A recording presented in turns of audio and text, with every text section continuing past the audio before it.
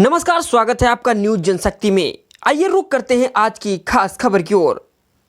सलूम्बर जिले में cyber crime की घटनाएं रुकने का नाम नहीं ले रही हैं। आए दिन गरीब ग्रामीण साइबर क्राइम की घटनाओं के शिकार हो रहे हैं। स्थानीय प्रशासन क्षेत्र में बढ़ती साइबर क्राइम की घटनाओं को लेकर कोई ठोस कार्रवाई नहीं कर पा रहे हैं। पिछले दिनों में भी इस तरह की साइबर क्राइम की घटनाओं को लेकर न्यूज जनशक्ति ने आवाज़ उठाई थी, पर इस संबंध में कोई ठोस कार्रवाई नहीं की गई।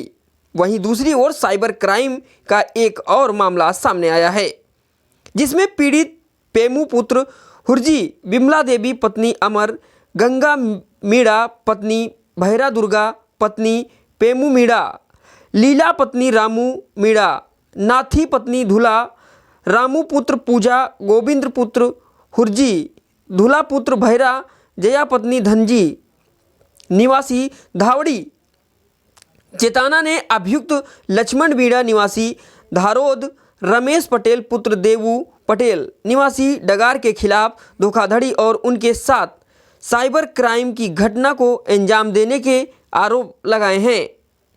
पीड़ित ने जिला पुलिस अधीक्षक सलूम्बर के समक्ष पेश होकर अभियुक्त लक्ष्मण मीणा व रमेश पटेल पुत्र देवी पटेल निवासी डगार के खिलाफ कानूनी कार्रवाई करने को लेकर ज्ञापन दिया।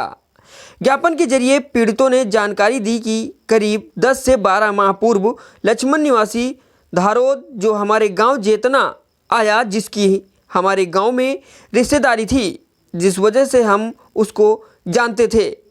अभियुक्त लक्ष्मण ने हम प्रार्थीगणों को सरकारी लाभ व समूह लोन आदि का लाभ दिलाने के लिए नाम पर बहला फुसलाकर सेमारी स्थित एयू बैंक के पॉइंट पर ले गए, जहां पर पहले से रमेश पटेल व 8 से 10 अन्य लोग बीसी संचालक के साथ बैठे थे, जिन्होंने मिलकर हम सभी के कई सारे बैंक खाता खोल दिए एवं एटीएम और चेकबुक आदि योजनाओं में नाम जुड़वाने के नाम पर अभियुक्तों ने अपने पास ही रखे। इसके बाद उक्त अभियुक्त कई बार अलग अलग जगह पर ऑनलाइन फार्म जमा करवाने के नाम पर हमें ले गए। कुछ दिन पूर्व आसपुर थाना पुलिस हमारे घर आई और हमें जानकारी दी कि आपके बैंक खाते से लाखों रुपए का लेन देन हुआ है और हमें इसकी जानकारी के लिए थाने बुलाया। उक्त घटना को लेकर हम प्रार्थी धारोद निवासी लक्ष्मण से संपर्क किया तो उसने कहा कि रमेश पटेल जाने मुझे नहीं पता। इसके बाद वह उसके घर से फरार हो गया और रमेश पटेल 8 से 10 साथियों के साथ हमारे गांव धावड़ा आया और हमें डराने धमकाने लगा और कहने लगा कि किसी से कुछ बताया तो जान से मरना पड़ेगा और हमें जातिगत गालियां भी दी।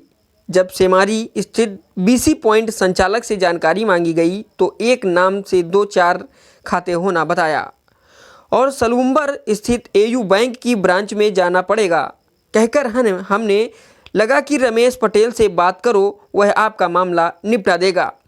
आप कहो तो मैं रमेश पटेल से बात करूं, कहने लगा।